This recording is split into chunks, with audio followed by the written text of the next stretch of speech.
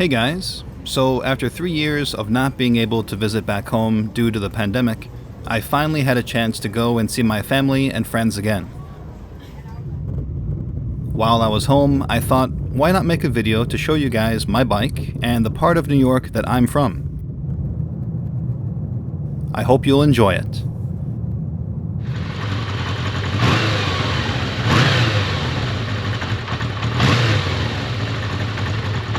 When most people think of New York, they usually think of this.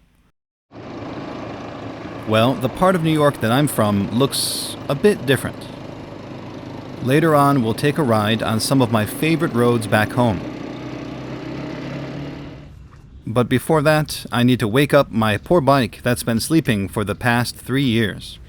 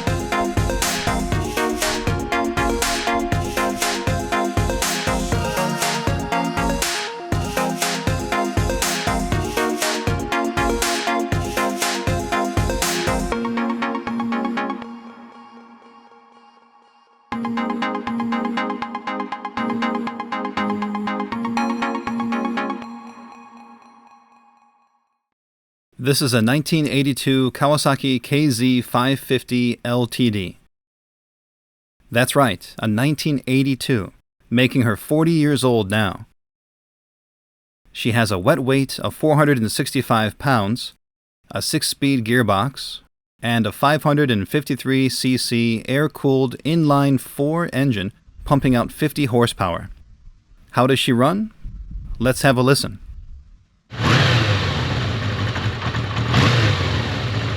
About as smooth as a new bike. I love how unique her exhaust note is.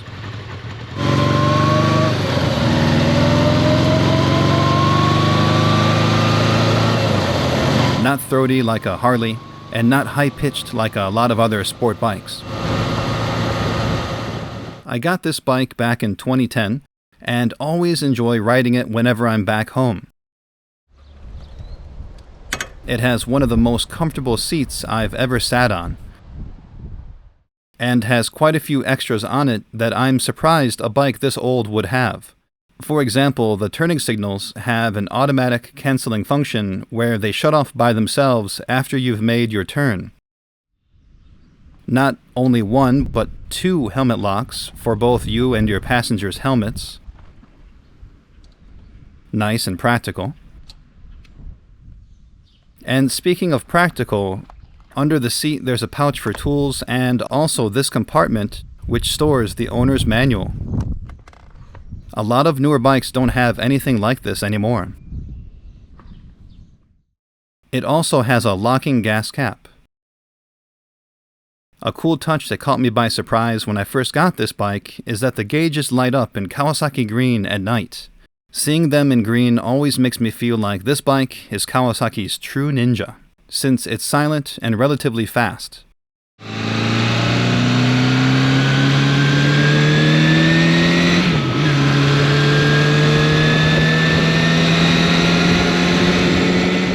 It also has these sweet curved back handlebars. They've got to help it go faster, right? I like to think so. And something else cool about this bike is that it has this totally radical rectangular taillight that screams 80s.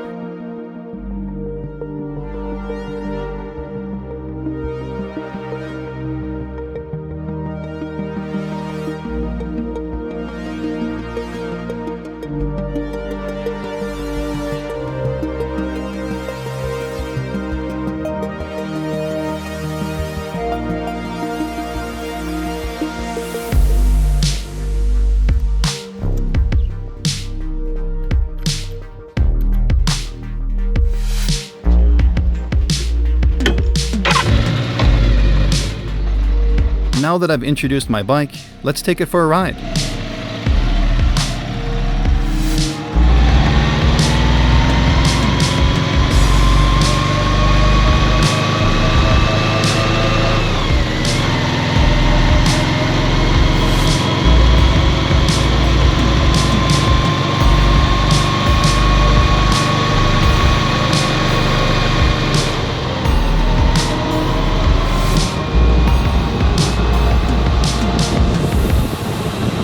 I've lived in a couple areas of New York, but today I'll take you guys to my original hometown.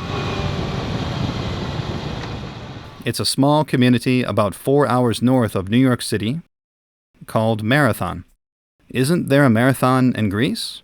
There sure is, and this isn't the only place in New York with a Greek name. The naming of a lot of cities, towns, and villages in this state were inspired by Greece. Here are some others in New York. These are named after Greek cities, towns, and colonies. And these are named after Greek words, people, and mythology.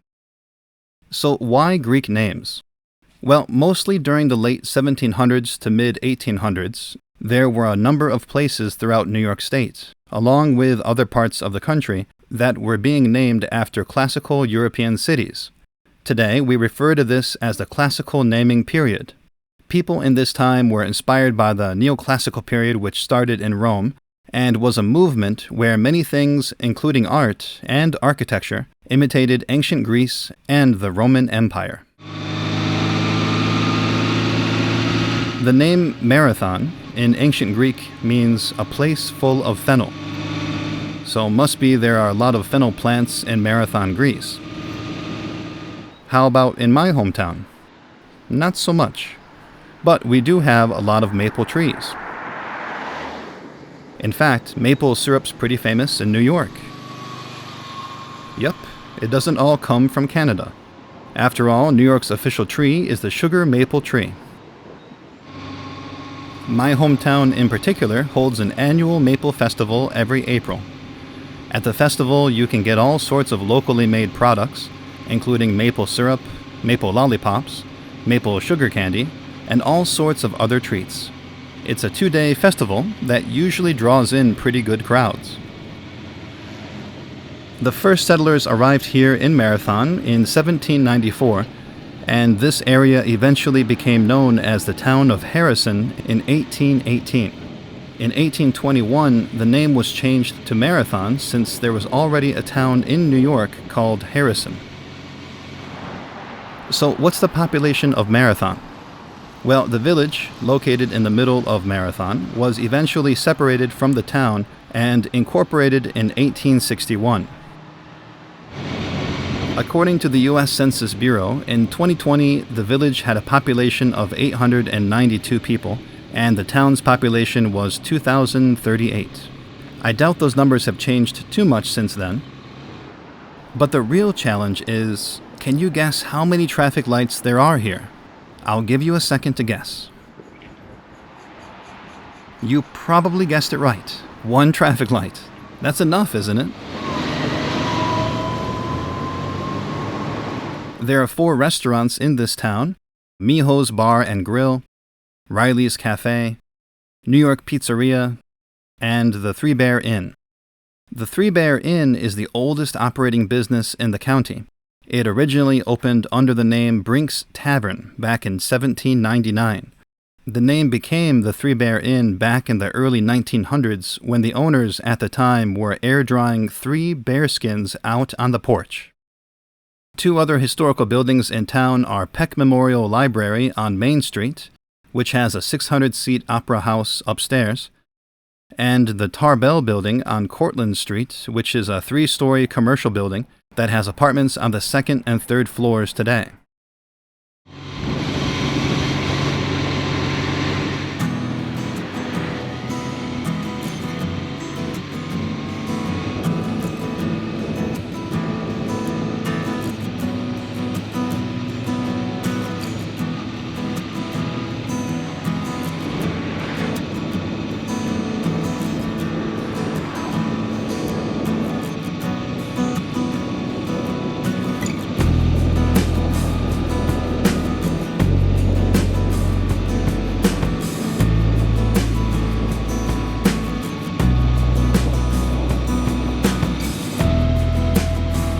Marathon used to be the home of the Grumman Boat Company, and Marathon Boat Company today still builds boats for Grumman.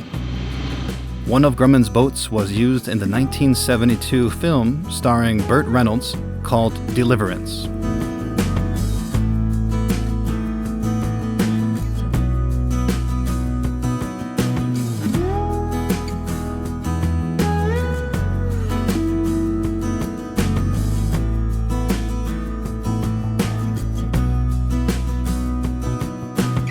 Grumman even used this image from the movie in their boat catalogs in the 70s. Well, I think it's time to check out some more country roads now. This time, my dad will lead the way on his 2015 Harley 883. He absolutely loves that bike, and I can understand why. It's a beauty, and sounds pretty nice.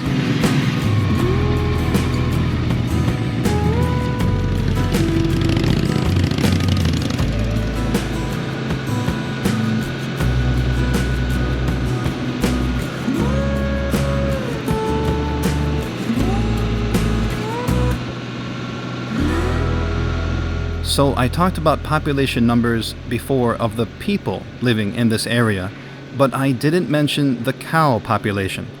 In fact, there are almost as many cows as there are people in Marathon.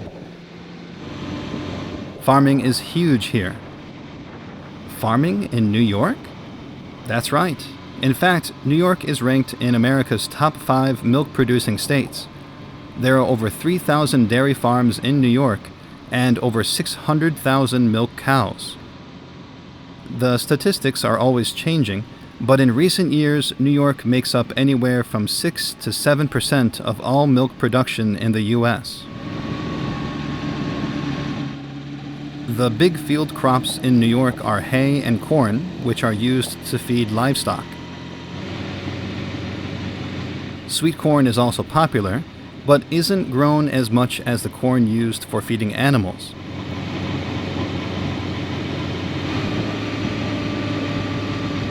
Something else unique in my hometown is that in fairly recent years, an Amish community has moved into the area. Amish people have settled in as many as 31 U.S. states, with the biggest numbers in Pennsylvania, Ohio, and Indiana. There are over 340,000 Amish in the U.S. And that number continues to grow quickly, as Amish families are usually large, with each family having an average of 7 children. Today, there are over 20,000 Amish in New York State. Every time I visit my hometown, I see more and more. It's pretty fun seeing horses and buggies on the roads around here. This area on the right is the part of Marathon that I mostly grew up in. The gray barn on the left is the heifer barn, where my dad kept the younger cows, not quite old enough to milk yet. And this red barn on the right is the main barn, where he had fully grown milk cows, as well as baby calves. In total, he had 117 cows on this farm, and milked 63. Those numbers are considered small by today's standards, but we certainly kept busy. The barn was built in the year 1900, with the main framing held together by wooden pegs, and the house is even older, most likely dating back to the late 1800s. So, New York State is also famous for apples, today. But it didn't start out that way. Apples, except for crab apples, aren't indigenous to North America. In the 1600s, settlers brought apple seeds to the U.S. with them from Europe. The colonists treated dried apples as a staple in their diet and also enjoyed drinking hard apple cider. The apple didn't become New York's official state fruit until 1976. Today, there are more than 2,500 varieties of apples grown in the U.S., and over 24 of these varieties come from New York, placing it in one of the top 5 apple-growing states.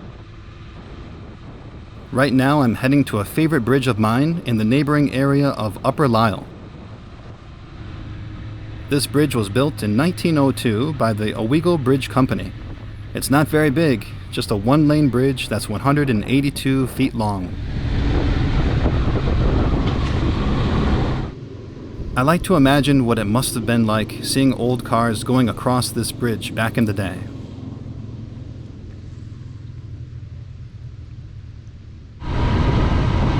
So before I let you go, there's one more ride of mine that I enjoy whenever I'm back home that I'd like to show you. This is a 2000 Kawasaki Bayou 250, which is now 22 years old. It's only rear-wheel drive, but it'll still go through just about anything, and narrow enough that it'll fit through anywhere. It's fairly light, so I can pull it out of the mud by hand if it ever gets stuck. It's a ton of fun off-roading on this thing. It's also a nice way to cool off on hot summer days. Michael agrees.